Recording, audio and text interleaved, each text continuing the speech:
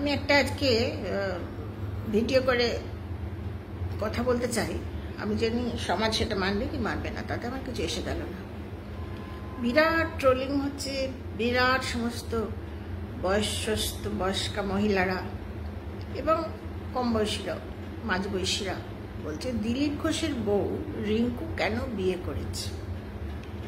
আমার এই সপক্ষে একটা যুক্তি আছে, যেটা সকলকে জানতে হবে, শুনতে হবে এবং মানতে হবে।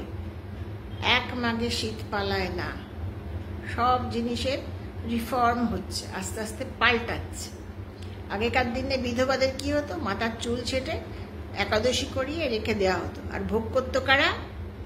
যৌথ ফ্যামিলির বাবা কাকা জ্যাঠারা, এবং বড় পিসি কি বড় মাসি যে থাকতো সে বলে দিত মুখ বন্ধ, সুতরাং ওকে যারা ভোগ করছে তাদের নাম বেরোতো না, আর সেই জন্যে খুন খারাপিও হতো না।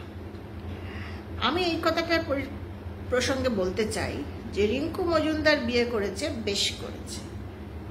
তার ছেলে মারা গেছে, এই একটা মায়ের কাছে এর থেকে বড় শোক আর নেই, সন্তান শোক। যাদের সন্তান আছে তারা নিশ্চয়ই জানে, আর যাদের সন্তান নেই তারা অনেক বড় বড় কথা বলে, কারণ মাতৃত্বর যে স্বাদ তারা পায়। দিলীপ ঘোষের ওয়াইফ, যে এখন লিগ্যাল ওয়াইফ, দিলীপ ঘোষ তো তাকে বিয়ে করেছে, সম্মান দিয়েছে। তার 47 years old, সেটা বাচ্চাকে সারা জীবন কষ্ট করে স্ট্রাগল করে মানুষ করলো, কারণ কোনো কারণবশত তার স্বামীর সঙ্গে ছাড়াছাড়ি হয়ে গেছিল। তা সে তার ছেলের 2 মাস পরে বিয়ে দেবে ঠিক করেছে। ছেলে তো তার সংসার, ছেলে মেয়ে হবে, ফ্যামিলি হবে, সে নিয়ে আলাদা থাকবে। তাহলে এই 47 বছরের মেয়েটি সারা জীবন কি করবে?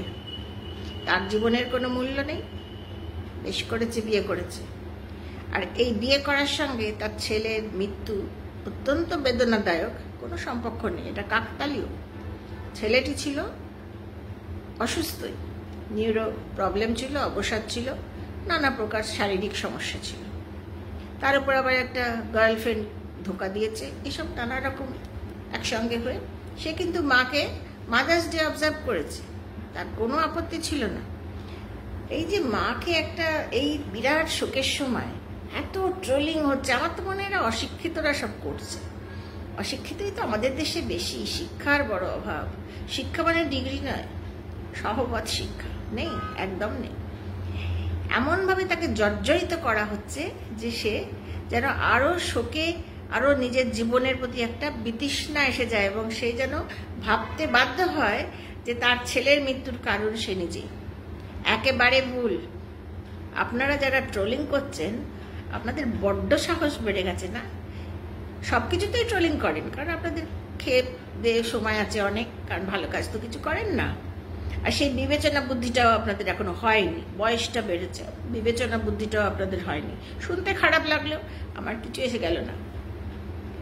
দিনকাল পাল্টাচ্ছে, এরকম বিবাহ আরও হওয়া উচিত। একলা সারা জীবন কি পুরুষ কি মহিলা কাটানো যায় না, আর শেষ বয়সের সঙ্গী বিশেষ দরকার। এবং পরবর্তীকালে স্বামী মারা গেলে কিংবা স্ত্রী মারা গেলে যদি কেউ সঙ্গী খুঁজে নেন, তাতেও কোনো আপত্তি নেই, কোনো অসামাজিক কিচ্ছু নেই। এটাকে মানতে হবে, সমাজ পরিবর্তন হচ্ছে, সেই পরিবর্তনটা মানতে পারে। এত ট্রোলিং করে কার কি লাভ হচ্ছে? যার বিরুদ্ধে করছেন সে মানসিক রোগগ্রস্ত হয়ে যাবে, আর কি হবে? আপনার কি লাভ হবে? আপনার একটু ক্ষণিকের জন্য আনন্দ হচ্ছে, আর একজনকে বিপদের মধ্যে ফেলে। Sorry to say all this. কিছু মনে করলেন কি করলেন না, কিছু এসে গেল না, কিন্তু এটা আমার বক্তব্য, আমি পেশ করলাম ভিডিও করে। আজকে শেষ। আবার এরম ধরনের যদি অন্যায্য কিছু দেখি আবার বলবো।